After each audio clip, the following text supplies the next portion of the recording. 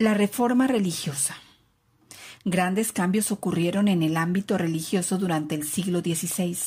Entre los católicos se dio una separación. Una parte de los creyentes desconocieron la autoridad del Papa y formaron su propia religión. A este movimiento se le llama reforma protestante o religiosa. Algunas autoridades de la Iglesia vendían indulgencias a los fieles, tanto ricos como a pobres, es decir, se cobraba por el perdón de sus pecados. La corrupción de los principios cristianos indignaba a muchos religiosos, entre ellos un monje agustino de origen alemán llamado Martín Lutero. El resultado fue la división del catolicismo. Por un lado, quienes respetaban la autoridad del Papa y por otro, los disidentes, a quienes se les llamó protestantes. El protestantismo se negó a reconocer que la Iglesia fuera la única autorizada para interpretar la Biblia. Lutero tradujo la Biblia al alemán. Posteriormente hubo traducciones a otros idiomas.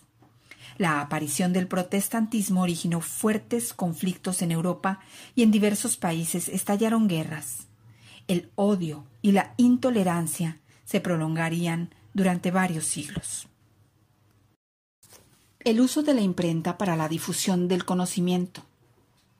Aunque la imprenta se había inventado siglos atrás en China, el alemán Johannes Gutenberg la perfeccionó en 1450. Antes de este invento, los libros eran series de pergaminos escritos a mano. Reproducirlos era una tarea muy lenta, complicada y costosa.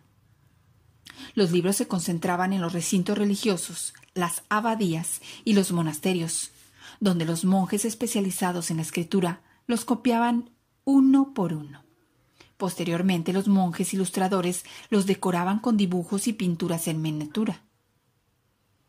La imprenta hizo más rápida y barata la elaboración de los libros, pues con ella se podían imprimir varias copias mediante un sistema de tipos y láminas movibles de metal, los cuales se llenaban de tinta y se prensaban en una hoja.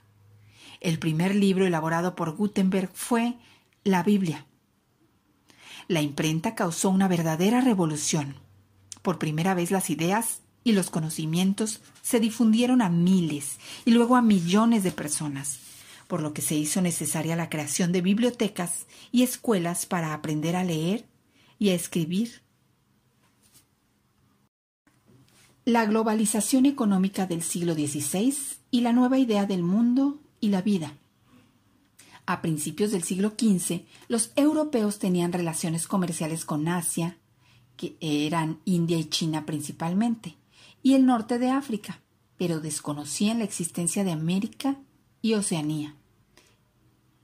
Esto cambió a partir de las exploraciones de los marineros portugueses y españoles, pues confirmaron que la Tierra es redonda y le proporcionaron a Europa nuevas rutas de comunicación y comercio con África y Asia Oriental.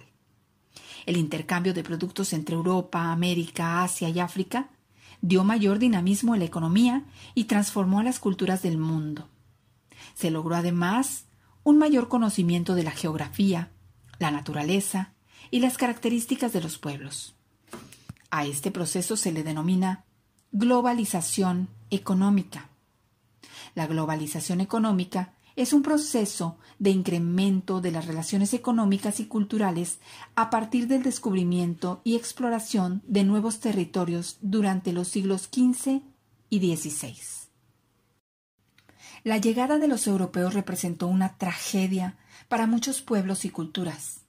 Basta pensar en los millones de indígenas de América que murieron tras la conquista española, o en los millones de africanos que fueron capturados y transportados al continente americano para trabajar como esclavos.